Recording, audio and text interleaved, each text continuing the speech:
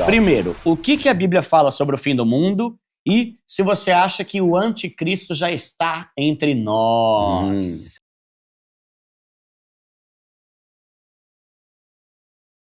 Então, a Bíblia, desde o início, quando a gente vê Deus falando para a serpente e para Jesus, né? Colocarei inimizade entre o seu descendente e os teus descendentes, né? Aí você fala, cara, os descendentes da serpente vão ter inimizade com os descendentes da mulher? O que significa isso? Não os descendentes, né? O descendente. Isso é estranho, porque Deus fala no singular para a mulher, o seu descendente, como se fosse um. A gente imagina que é Cristo, né? E para a serpente é os seus descendentes. Então é uma briga que já tá ali, né? Aí, depois do dilúvio, o dilúvio é uma espécie de apocalipse, né? Inclusive, a Bíblia compara o dilúvio com o Apocalipse, dizendo que na primeira vez a terra foi destruída por água, depois será com fogo, né? Então, o que acontece na época do dilúvio, em termos de semelhança? Porque Cristo fala, os fins dos dias serão como os dias de Noé, né? As pessoas casam, se dão em casamento, de repente vem repentina destruição. Então, Jesus aponta uma comparação entre Noé e o Apocalipse. O que estava acontecendo na época de Noé de coisa fora do normal? É claro que a vida estava desregrada, né? A violência, não sei o quê, um homem totalmente sem limite. Mas um ponto estranho é que havia gigantes na... Gênesis 6 fala sobre isso, né? Inclusive tem um filme do Russell Crowe também, né? O Noé? É o Noé. Que é meio estranho o filme, né? Pra quem não tá acostumado com essa ideia dos gigantes. Pô, é uma interpretação do Noé cabalística, né? Por isso que é estranho.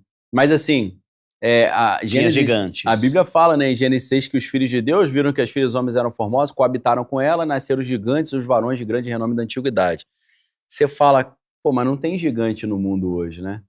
Não tem gigante, mas tem engenharia genética, né? Tem transhumanismo, tem o homem mexendo no DNA humano, né? Porque, teoricamente, foi isso que aconteceu, né? Alterar o DNA humano. Tem a ver com isso hoje, a questão do genoma, essas experiências genéticas aí misturando DNA de animal com homem? Não sei, às vezes Deus vai chegar aí para falar, não, parou, que senão vocês vão estragar minha criação. Mas a Bíblia fala sobre, aí já é Paulo falando na segunda carta aos Tessalonicenses, vai falar muito sobre o engano, que se pudesse enganaria até mesmo os escolhidos. Vai falar de milagres, sinais e prodígios de mentira, vai falar sobre sinais nos céus, vai falar sobre o homem buscando, com comichão no ouvido, buscando ouvir profecia, que não tem nada a ver com o que Deus quer falar. Mas quando a gente chega no próprio livro do Apocalipse, aí o negócio fica mais interessante, porque você vai ver, e aí é um ponto, eu vou tentar preencher lacunas ou entrar no hiato que ninguém está falando. Porque estudos de Apocalipse tem a rodo aí no mundo, na internet, você acha. Mas uma coisa que eu vejo pouca gente falando é o seguinte, quando você chega no capítulo 16 do Apocalipse, eu acho que é capítulo 16, versículo 17, se eu não estou enganado, posso estar confundindo os números, você vai ver que você tem ali a trindade satânica, né, que é a besta, o falso profeta e o anticristo. São três figuras, às vezes a besta e o anticristo se confundem, né? Mas são três meio que replicando Pai, Filho e Espírito Santo, né? Você tem uma trindade santa e uma trindade satânica. Mas você tem uma quarta figura, que é uma figura misteriosa, que é a meretriz da Babilônia, ou a Mulher Escarlate, né? Para quem gosta de Marvel, tem a ver com a Feiticeira Escarlate também. Então, você vai ver que a Mulher Escarlate, ou a meretriz da Babilônia, é aquela que todas as nações coabitaram com ela, se poluíram com ela e beberam do seu vinho e tal. Só que aí chega um momento que você fala, poxa, então essa meretriz babilônica é amiga do anticristo, do falso profeta e da besta, né? Mas aí chega um momento que a Bíblia vai dizer que o anticristo vai destruir essa meretriz. Aí você fala assim, pô, fogo não estavam amigo. juntos? Você fala assim, classe desunida, né? Isso aí dá um insight para mim e para alguns estudiosos de pensar o seguinte, peraí, cara, vai ter uma falsa briga do bem contra o mal. Vai ter um pessoal do mal que vai se levantar contra o outro grupo que também é do mal e a gente vai achar que é uma coisa boa que está acontecendo, mas é um engano. Então, a partir disso, muitos estudiosos começam a pensar, o anticristo virá não contra a igreja, ele vai vir a favor da igreja. Ele vai começar destruindo o que é contra a igreja, que é a meretriz. se passando por um Cristo falso, muito semelhante ao próprio Cristo. A gente não pode imaginar o anticristo um cara com um chifre na cabeça. Se ele é um falso Cristo, ele tem que parecer com Cristo, ele tem que ser do bem, legal, gente fina, paz e amor, estou aqui para fazer o bem, favor da família, da tradição, né, dos valores cristãos. Então, essa plataforma do anticristo vai surgir como um movimento cristão que vai se levantar contra tudo que é contra a igreja, que é o sistema babilônico da mulher escarlate. Então, as pessoas hoje falam sobre o anticristo vai instaurar a nova ordem mundial. É ao contrário. O anticristo vai se levantar contra a ideia de nova ordem mundial e vai dizer falsamente que vai estabelecer um novo mundo com valores cristãos. Esse que é o pulo do gato para mim. Então, em vez de eu ficar procurando quem é contra o cristianismo, eu estou olhando quem é a favor, no grande cenário global. Mesmo, porque hoje em dia todo mundo é crente, né? Tem isso também. Hoje em dia virou um oba-oba da Bíblia. O cara é crente, mas não tem compromisso nenhum com a Bíblia. Não virou pop, né? Top ser, né? Hoje em dia se consegue mais simpatia se dizendo cristão, né? É porque tem um ponto que é assim, né? A galera vive falando, nossa, essa guerra na Ucrânia, Jesus tá voltando, viu? Nossa, você viu que mataram fulano? Jesus tá voltando. A meu ver, a gente não tá no momento mais desgraçante da história. Não. Tipo assim, você vai pegar a Idade Média. Vai ser depois. A Idade Média foi horrorosa. Pega lá nos mártires. Os caras cristãos eram feitos de tocha humana. Né? Tipo, hoje parece que até... Claro que tem guerra. Tem lugar no mundo que os cristãos estão... Na verdade, é importante lembrar que sempre o grupo mais assassinado do mundo são os cristãos, né? Né? Tudo. Qualquer outro grupo que você imaginar aí... coitadinho do grupo tal. Não, é sempre o cristão. Você bota a lei body count, né? Contar os defuntos. É sempre o cristão que tá morrendo mais.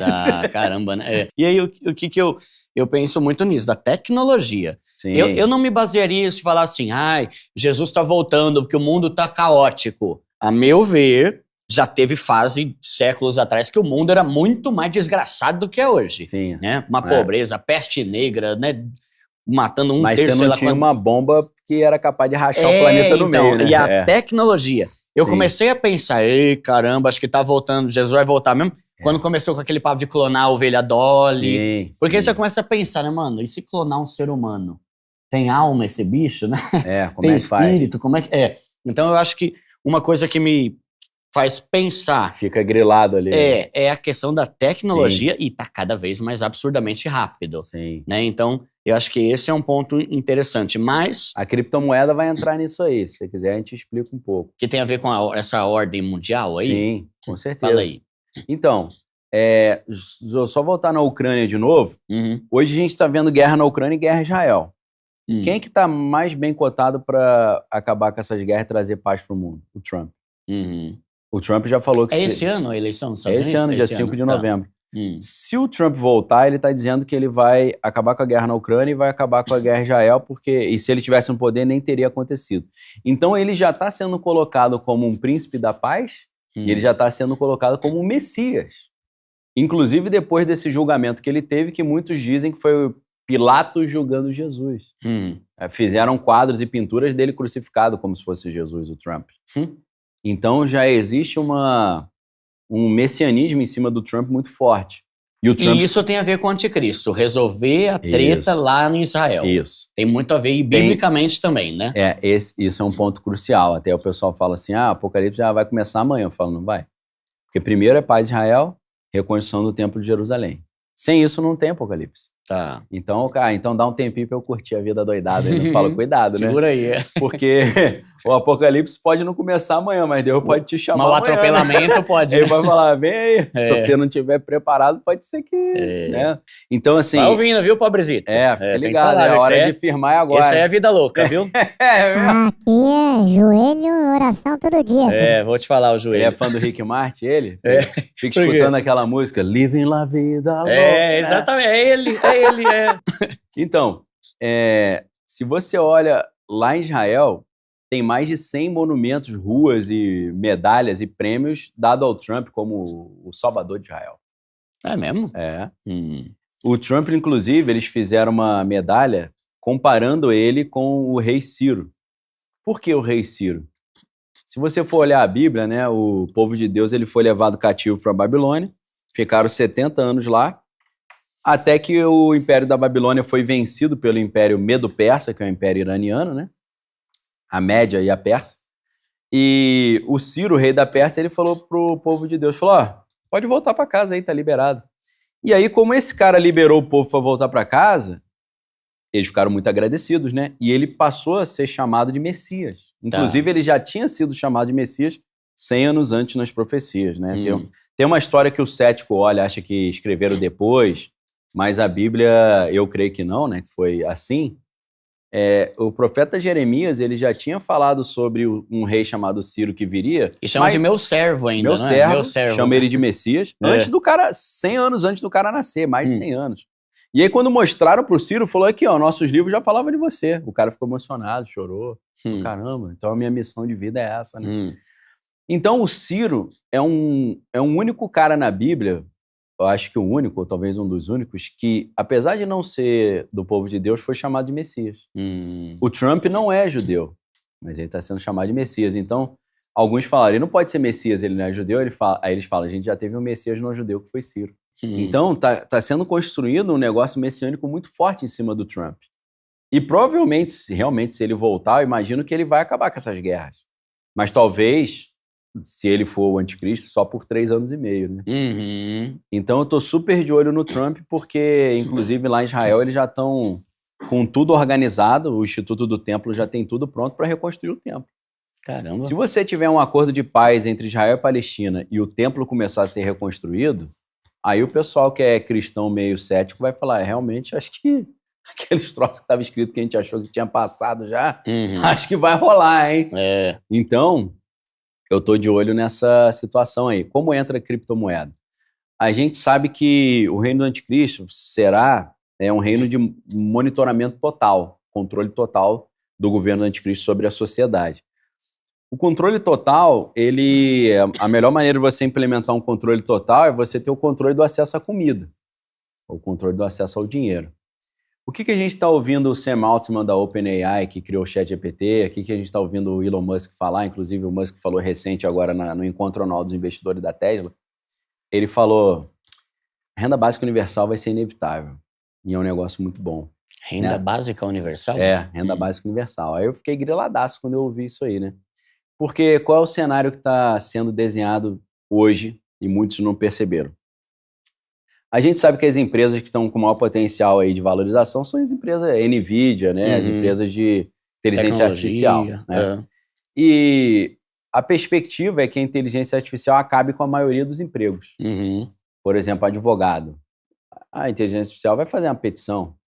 O cara médico que analisa imagens lá de raio-x, tomografia, a máquina já faz muito melhor. Um professor, uma inteligência artificial, jornalista e apresentador de um telejornal. Na Índia já tem lá uma apresentadora que é inteligência artificial. Pastor, na Alemanha já teve culto que a pregação foi uma inteligência artificial. É mesmo? Caramba. Então, assim, o cara que acha que não, a minha área tá tranquila, tranquila não, meu irmão, eles vão engolir tudo. Então, o Sam Altman, que é o CEO da OpenAI, que é a empresa que fabrica o ChatGPT, ele já falou, olha, eu sei que a gente vai lucrar trilhões e vamos tirar o emprego de muita gente, talvez da maioria. Então, a gente quer recompensar por isso. Porque eu vou tirar teu emprego e estou ganhando trilhões, eu quero te repartir uma parte dos trilhões. Um Bolsa Família para a população. Um Bolsa Família. Então, eles estão criando já essa ideia da UBI, Universal Basic Income, né, Renda Básica Universal. Só que aí tem um porém.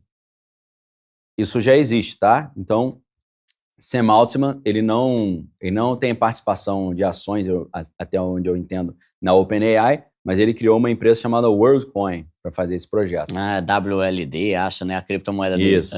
Então, a WorldCoin, ela diz o seguinte, nós vamos dar uma renda básica para você, mas a gente tem que garantir 2 coisas, que você é você e que você não é uma inteligência artificial. Para o cara não chegar e criar uma inteligência artificial, ficar se passando por pessoa para receber essa renda básica. Tipo, a mesma pessoa receber 100 vezes. Então, eles estão desenvolvendo, ou já desenvolveram, né, uma biometria que é escaneamento de retina. Tinha no Brasil, eles saíram do Brasil. Na Argentina tá forte pra caramba.